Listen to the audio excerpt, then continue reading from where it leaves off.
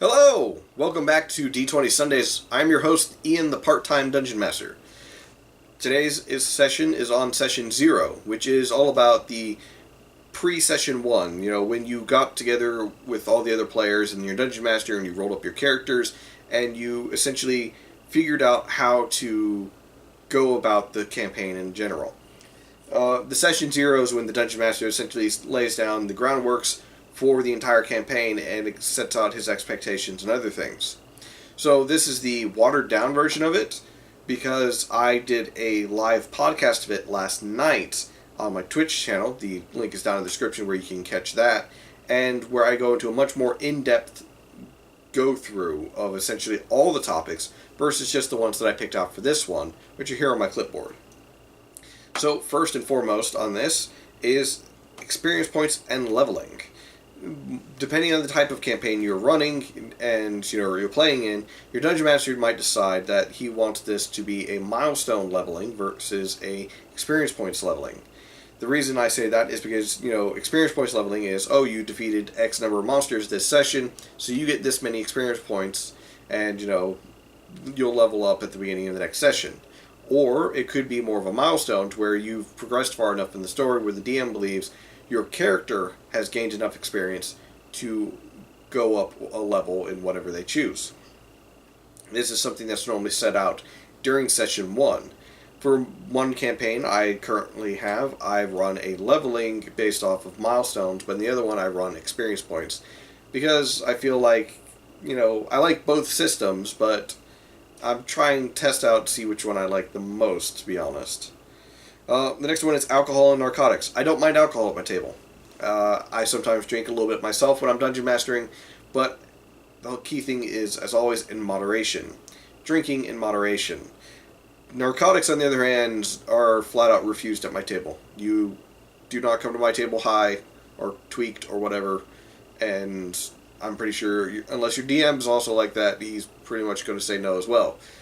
Because of various legality reasons, but also because it is a mind-altering substance just like alcohol, and it could impede everything else, depending on what kind of drug you took, as well as how you react to it. But for the most part, narcotics or no, alcohol in moderation. Cell phones and games. This goes with player attention, because the reason most DMs don't like cell phones or little handheld games at their table is because they feel like the player is not paying attention. And most of the time the player is not paying attention because he's busy fiddling with his phone or trying to catch Pokemon or something. And it's annoying and disrespectful to the Dungeon Master as well as to the other players, especially when you as a player suddenly, it's your turn and you put it down and you're like, okay, wait, what's going on? It's annoying and very, very disrespectful. Disruptive topics.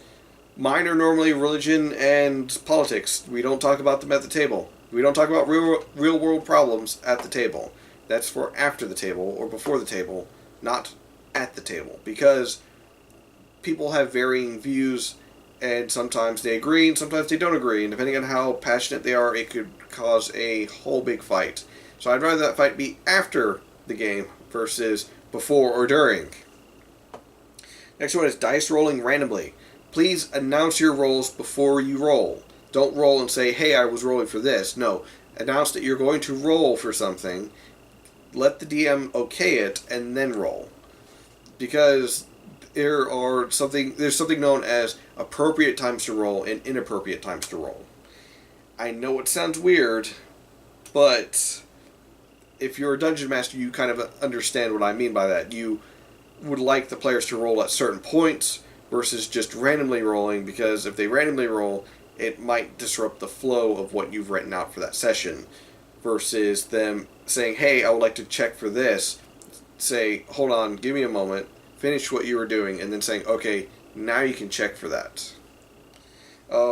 Really, it depends on the situation, but for the most part, still, as a player, announce your rolls and then roll. Don't roll and say, hey, I rolled a 17 for stealth or something. PvP. I did a whole video about this up in the iCard. Go check it out. But for the most part, it's a no. PC secrets, which is player character secrets. Secrets your character knows that other characters don't. For the most part, I'm fine with secrets, so long as it does not disrupt the rest of the party and impede the progression of the campaign. And the reason why I say that is because there was one campaign I had where a player, his character was becoming more and more distrustful of the party because of the falling out that they had. So he sought a way of essentially escaping a trap, so he took it without telling the rest of the party.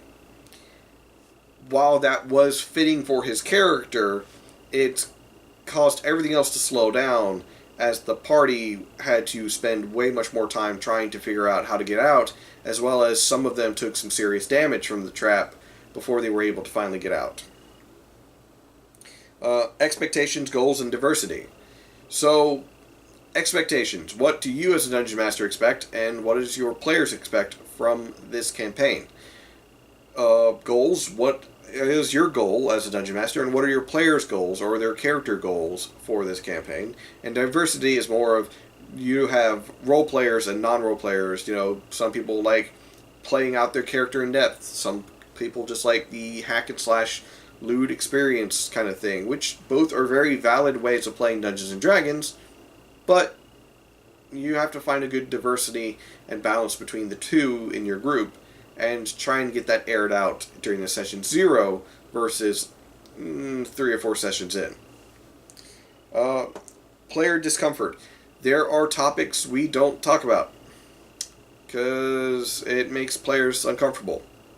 You have to be careful as a Dungeon Master, as well as a player for other players, what you might choose for a backstory, for a character model, or for a certain action might make another player, or even your Dungeon Master, uncomfortable. This is something you have to keep in mind. It's kind of like the small rant I had at the end of the PvP episode, but that's pretty much it. You know, your actions as a player can make other players uncomfortable, or even makes the DM uncomfortable. So be careful of what you do. At the same time, if you think that it might not be okay, ask first, or just don't. Player agency. Player agency is pretty much the player has always control over their character's actions, as well as enough information to kind of grasp what the consequences of their actions are going to be when they make that action. Player agency is the whole, the DM does not control the player's character. I cannot say, well, I'm going to have Regnus do this. I can't do that because Regnus isn't my character.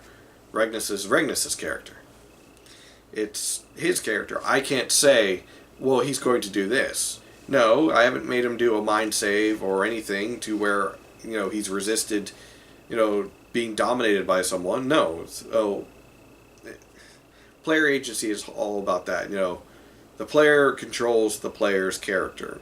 The Dungeon Master does not, except for in certain circumstances. Game balance and fairness and stuff. This is pretty much the whole balancing out your, you know, encounters. Make sure that they are of the appropriate challenge rating, as well as if you're going to take away certain abilities or give certain abilities to the players or to monsters that they normally would not have, or they normally would have, but you took them away. Balancing the game is a very difficult task, but at the same time it's something you need to make sure that you are thorough about when you're making changes. Rules debate. Do you allow rules debating at your table? I, for the most part, don't. I'm more of a read as written kind of individual, but for the most part, it's, you know, it is what it is. The rule is what the rule is. If you want to debate with me about a certain rule, I'll give you about 2 minutes to make your case and give me a quick, you know, a quick way of searching to clarifying the rule. If you can't do that, then I'm not humoring your debates. If you want to have a discussion about that, go back and see the Don't Be That Guy videos where I talked about Steve, and you'll see as to why. Spotlight sharing. Everyone will have a chance to shine in my campaign. One way or another, every character will have a moment in which they will be the main one in the spotlight. So try and share the spotlight when it's someone else's turn. Yes, you both might be fighters, but this is his challenge, not your challenge. You'll get your turn. Meta knowledge. Essentially using out of character knowledge as character knowledge. I, for the most part, don't like this at all. There is, depending on the seriousness of the campaign, is whether I allow it to an extent or not. If it's a very serious campaign, I don't allow it at all. If it's not a serious campaign, I'll allow some of it. And the reason being is because I would like for my characters to act the way that their characters would versus knowledge of, say, I know exactly how much hit points a troll has. So I'm going to maximize my damage as much as possible and use these tactics to make sure I can kill it as quickly as possible. Or I know this weakness of this creature, but my character wouldn't know, but I'm still going to act upon this, knowledge that I know its weakness. Min-maxing.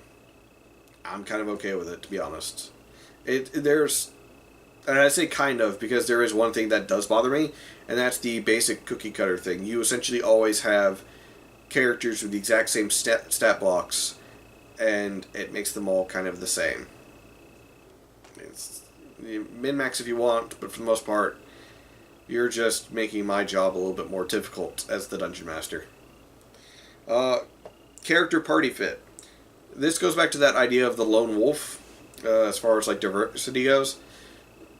Sure, it's okay to be kind of like that gruff individual, but for the person that constantly leaves the party to go do whatever and doesn't really tell the party or, constantly splits the party, the lone wolf is not really a fit for a party or a campaign that's based upon working together.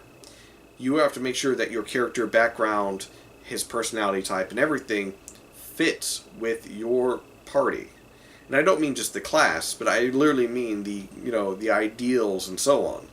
Sure, you can have contrasting ideals, but so long as they're not duking it out in the middle of the streets, everything's fine. Murder hobos. Do you allow them? Kinda. I mean, the Suriskin campaign, they're kind of murder hobos. They go town to town, killing what needs to be killed, and, moving on with their lives. That's not always going to be the case for that campaign, but that's kind of how it is. But Murder Hobos is much more worse than that, where they literally will go from town to town, murdering the entire town, looting the entire town, and then just going to the next town. That's the extreme of the Murder Hobo. It really depends on the campaign you're running and how vicious and, terrible your players are. Style and pet peeves. Essentially, your DMing style.